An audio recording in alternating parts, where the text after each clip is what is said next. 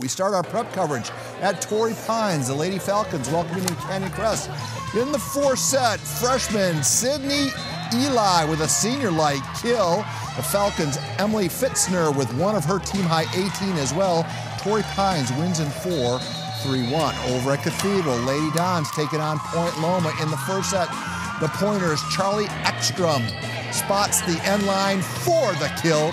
Don sophomore Lindsay Miller scores on the ace. Cathedral also a winner in 4, beating Point Loma. Girls Volleyball City Central League, Morse Tigers at Madison. Madison's Layla Du with an ace to win game 2.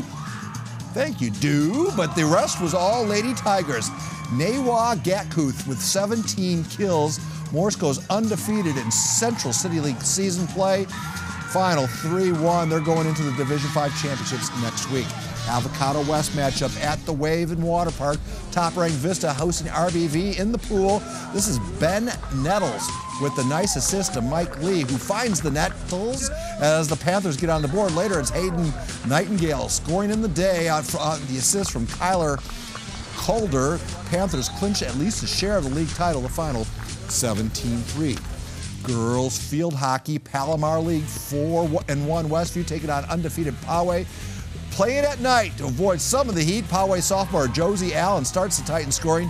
Teammate junior Natalie Logan follows that goal with one of her own. Lady Titans win 4-1.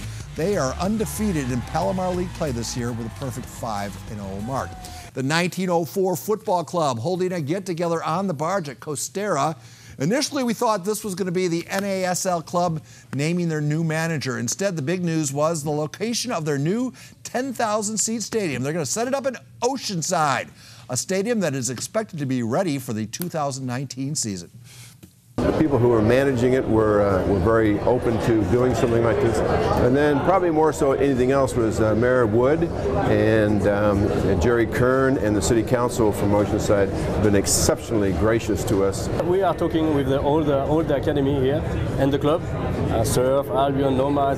If we can give a chance to these young players in the first team, that's our goal. The equivalent of the Super Bowl for horse racing, known as the Breeders' Cup, right around the corner. Earlier today, our Maddie Sinclair and Joaquin Duncan wanted to check out some of the early preliminaries, like finalizing some of the names that will be competing and setting a date for Monday when the entire fields will be set. 45 horses pre-entered from places around the world, from France, Ireland, Great Britain, South America. We've got Bob Bafford with 5 entries in the Breeders' Cup Classic at the moment. It's always our ambition to put the best horses in the world on the racetrack in front of the public, and people here at Del Mar are going to be thrilled by what they see. Breeders' Cup, NASL, professional lacrosse, potentially an MLS team, soccer's goals. They all combine. Will they make up for the loss of the Chargers? I asked Chris Ello in our 6 p.m. show. He had this to say. Thoughts about will professional lacrosse these things ease the burden? Or no, it won't. You've never even seen professional lacrosse. And I probably won't. You can name a team in the league. The San Diego Seals. Name another one. The Saskatchewan. You couldn't even barely name the league, let alone name the team in the league. But look, it's a fun sport. I mean, there's some people that are going to like it, but not enough to make it. We're not going to be a lacrosse town. We could be the kings of lacrosse. That's great. How many indoor soccer championships did we win back in the 80s and 90s? Hey, you know, by the way, like 9 in a row. Did we ever become an indoor soccer city? We're going to have 3 soccer teams and no football. Good for us. That's what we deserve. You know what? Tonight on the ASR, we're going to have a bunch of stuff. I'll tell you what, Ello, you were a downer today. If you can't bring some cheer. I've been in a great mood because I picked the World Series teams. He's like Debbie Downer, a human barbiturate, Chris Ello is.